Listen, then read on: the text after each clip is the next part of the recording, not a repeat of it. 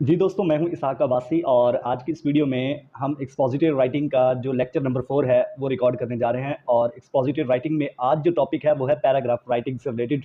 Paragraph writing क्या होता है इसके बारे में हम डिस्कस करेंगे डिटेल के साथ।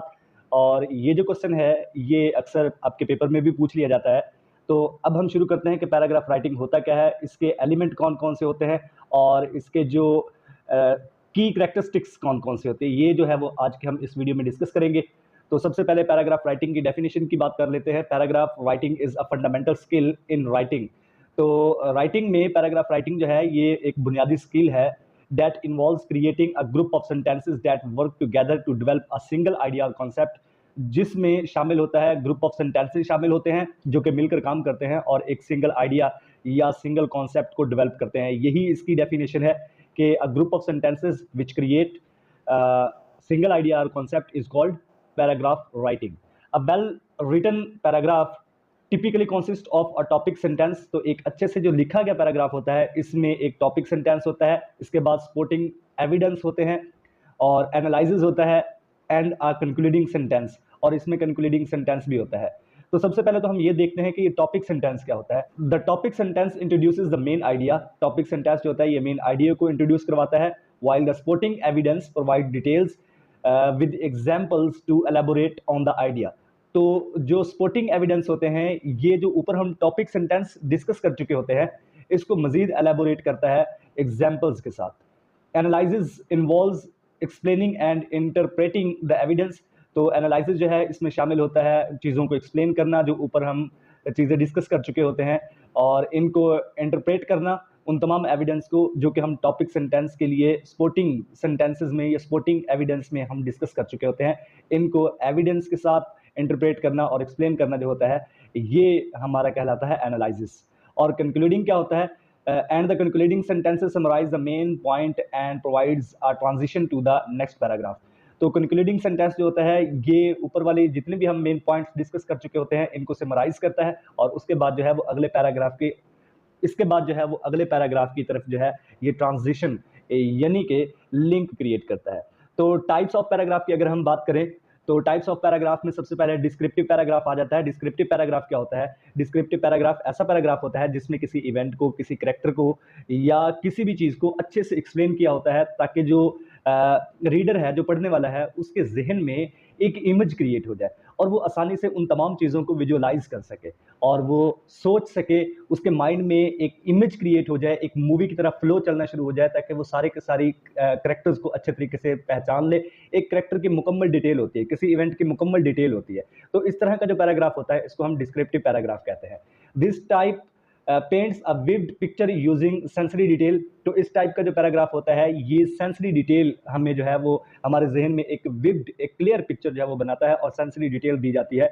सेंसरी डिटेल मतलब ये होता है कि हमारा माइंड जो है वो एक्टिव हो जाता है और उन चीज़ों को जो डिस्क्राइब की होती हैं उस चीज़ को, उस ऑब्जेक्ट को अच्छे तरीके से हमारा जो माइंड है वो इमेज क्रिएट कर लेता है। It describes a person. ये डिस्क्राइब करता है एक पर्सन को, प्लेस को और थिंग या किसी चीज़ को इन डिटेल, बिल्कुल डिटेल के साथ, helping the reader visualise the subject, ताकि जो रीडर है वो अच्छे तरीके से सब्जेक्ट को देख सके, विजुअलाइज कर सके। फिर हमारे पास आ जाता है नरेटिव पैराग्राफ। नरेटिव पैराग्राफ क्या होता है? इट टेल्स अ स्टोरी और recounts an event in chronological order. तो ये वाला जो पैराग्राफ होता है इसकी मदद से हम स्टोरी सुनाते हैं या किसी इवेंट को जो है वो हम डिस्क्राइब करते हैं और ये एक क्रोनोलॉजिकल ऑर्डर के साथ, एक तरतीब के साथ जो है हम सारी की सारी चीज़ों को डिस्कस कर रहे होते हैं।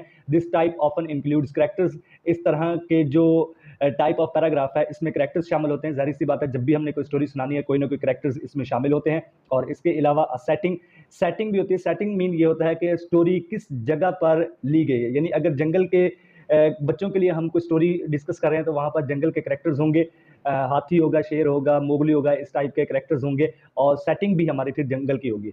एंड प्लॉट, और एक प्लॉट भी इसमें डिस्कस किया जाएगा। प्लॉट मतलब क्या होता है? The arrangement of events in a story is called plot. ठीक है ना? तो ये साथ साथ जो मैं डेफिनेशन बता रहा हूँ ये आप लाजमी इनको याद करें क्योंकि इसी टाइप के जो एमसीक्यूज आपके पेपर में बन सकते हैं। फिर हमारे पास आ जाता है एक्सपोजिटरी पैराग्राफ। एक्सपोजिटरी पैराग्राफ क्या होते हैं? This type provides information. इस टाइप के जो पैराग्राफ होते हैं ये इंफॉर्मेशन प्रोवाइड करते हैं। एक्सप्लेन अ कॉन्सेप्ट, एक कॉन्सेप्ट को जो है वो एक्सप्लेन करते हैं। डिफाइंस अ टर्म, या किसी तरह की जो इस्लाहात होती हैं इनको डिफाइन करते हैं। It is commonly found in textbook and essays, और इस तरह के जो एसेज, इस तरह के जो पैराग्राफ होते हैं वो हमें टेक्स्ट बुक में और एसेज में मिलते हैं। लास्ट में हमारे पास आ जाता है परसुएसिव पैराग्राफ। ये पैराग्राफ जो होते हैं इसमें हम लोगों को कायल करते हैं, ऐसी बातें करते हैं जिसमें लोग जो है वो हमारे बात से एग्री करें। It aims to convince the reader of a particular opinion और आर्गूमेंट। तो इसका मकसद ये होता है कि हम अपने रीडर्स को कन्विंस कर सकें किसी खास ओपिनियन के ऊपर या किसी खास आर्गूमेंट के ऊपर। इट इंक्लूड रीजनिंग, इसमें लॉजिक शामिल होती है, फैक्ट्स, इसमें फैक्ट्स शामिल होते हैं, एंड एग्जाम्पल्स, और इसमें एग्जाम्पल्स के साथ बात की जाती है, सपोर्ट द व्यू पॉइंट। ये सारी की सारी चीज़ें मिलकर जो है वो आपके व्यू पॉइंट को जो है वो सपोर्ट करती हैं। तो नेक्स्ट हमारे पास आ जाते हैं एलिमेंट ऑफ अ पैराग्राफ। तो एलिमेंट कौन कौन से होते हैं पैराग्राफ के, तो याद रखिएगा कि एलिमेंट पैराग्राफ के 4 होते हैं। नंबर 1 यूनिटी होता है, नंबर 2 कोहेरेंस होता है, नंबर 3 डेवलपमेंट होता है, और नंबर 4 ऑर्गेनाइजेशन होता है। तो ये चीज़ें होती क्या हैं, इनको हम देख लेते हैं। यूनिटी मीन्स क्या होता है, all sentences in the paragraph should work together to develop a single idea. Unity का मतलब ये होता है कि सारे के सारे जो सेंटेंसेज हैं वो पैराग्राफ में मिलकर काम करते हैं, और ये सारे के सारे जो सेंटेंसेज हैं ये एक सिंगल आइडिया को डेवलप करते हैं, इसको हम यूनिटी कहते हैं। फिर आ जाता है हमारे पास कोहेरेंस। कोहेरेंस क्या होता है, कोहेरेंस मतलब ये होता है कि जो सेंटेंसेज या फ्रेजेज या वर्ड्स हम यूज़ कर रहे हैं वो बिल्कुल लॉजिकली एक दूसरे से कनेक्टेड होने चाहिए और एक दूसरे से जुड़े हुए होने चाहिए, इसको हम कहते हैं coherence. The sentences should be logically connected and easy to follow. Sentences जो हम पैराग्राफ में यूज़ कर रहे हैं ये लॉजिकली कनेक्टेड होने चाहिए और आसानी के साथ जो है इनको फॉलो हम कर सकें। तो इस तरह का जो पैराग्राफ होता है उसको हम कोहेरेंस पैराग्राफ बोलते हैं, यानी इसमें लॉजिकली कनेक्शन मौजूद होता है। तो डेफिनेशन जब भी कोहेरेंस की पूछी जाती है तो इसमें लॉजिकल कनेक्शन या रीजनिंग कनेक्शन जैसे वर्ड्स आते हैं, आप आसानी से इनको पहचान सकते हैं। डेवलपमेंट क्या होता है, the paragraph should provide enough detail and evidence to fully develop the idea. तो ऐसा पैराग्राफ जिसमें हम मुकम्मल डिटेल प्रोवाइड करें, इतनी डिटेल प्रोवाइड करें और एविडेंस प्रोवाइड करें कि एक जो आइडिया है वो मुकम्मल तौर पर डेवलप हो सके, ठीक है। और ऑर्गेनाइजेशन क्या होता है, ऑर्गेनाइजेशन मीन्स ये होता है कि the paragraph should have a clear structure.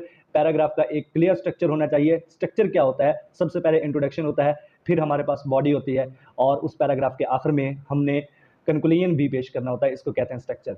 With a clear beginning, clear beginning होनी चाहिए जिसमें हम चीज़ों को इंट्रोड्यूस करवाते हैं। मिडल होना चाहिए जहाँ पर हम चीज़ों को सपोर्टिंग लाइंस पेश कर रहे होते हैं, एविडेंस पेश कर रहे होते हैं, और एंड होना चाहिए जहाँ पर हम चीज़ों को कंक्लूड कर रहे होते हैं। तो इसके बाद हमारे पास आ जाता है पैराग्राफ के एसेंशियल पार्ट। तो ये एसेंशियल पार्ट जो होते हैं ये अक्सर पूछ लिए जाते हैं कि पैराग्राफ के कौन कौन से एसेंशियल पार्ट होते हैं। तो आप लोगों ने याद रखना है कि 3 पार्ट्स पैराग्राफ के होते हैं। पैराग्राफ 3 पार्ट्स के ऊपर मुश्तमिल होता है। नंबर 1 टॉपिक सेंटेंस, और टॉपिक सेंटेंस को हम इंट्रोडक्शन पार्ट भी बोलते हैं। नंबर 2 होता है हमारे पास बॉडी, और बॉडी को हम सपोर्टिंग सेंटेंसेस भी बोलते हैं। और नंबर 3 के ऊपर होता है हमारे पास कंक्लूडिंग सेंटेंस। तो इनको हम डिस्कस करते हैं। सबसे पहले टॉपिक सेंटेंस को डिस्कस कर लेते हैं, या इंट्रोडक्शन वाले पार्ट को हम डिस्कस करते हैं। This is the first sentence of the paragraph. ये अक्सर पहला सेंटेंस ही पैराग्राफ का होता है। That introduce the main idea, जिसमें हम मेन आइडिया को जो है वो इंट्रोड्यूस करवाते हैं। इट सेट्स द फोकस, तो इसमें फोकस सेट किया जाता है। And helps readers understand what the paragraph will discuss, और रीडर की मदद करता है कि इस पैराग्राफ में क्या चीज़, किस टॉपिक के ऊपर जो है वो डिस्कशन हो रही है। A strong topic sentence is clear and concise।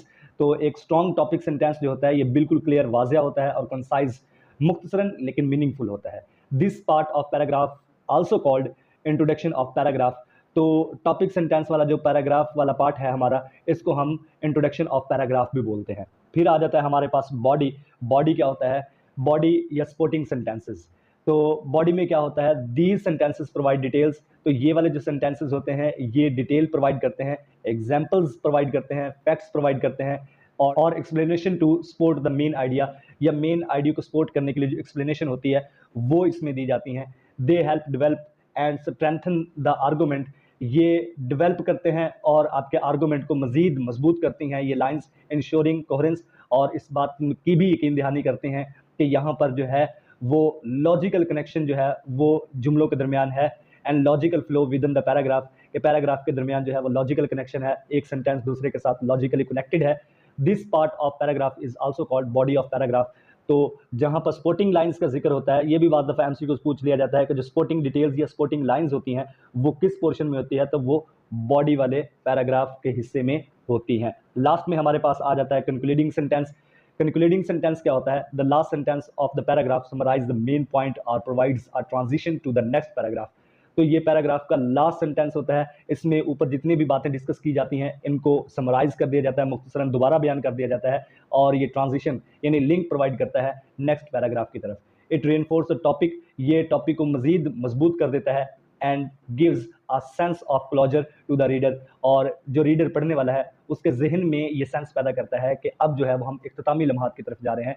The part of the paragraph we are concluding lines, वो पार्ट पैराग्राफ के यहाँ पर कंक्लूडिंग लाइन्स वाक़या होती हैं, एंड समरी, और समरी वहाँ पर शामिल होती है ऑफ द टेक्स्ट, उस टेक्स्ट की जो ऊपर हम डिस्कस कर चुके होते हैं, are given is called concluding part of the paragraph. तो इस हिस्से को हम जो है वो कंक्लूडिंग पार्ट ऑफ पैराग्राफ भी बोलते हैं। तो दोस्तों आज की इस वीडियो में हमने पैराग्राफ राइटिंग के बारे में पढ़ा है।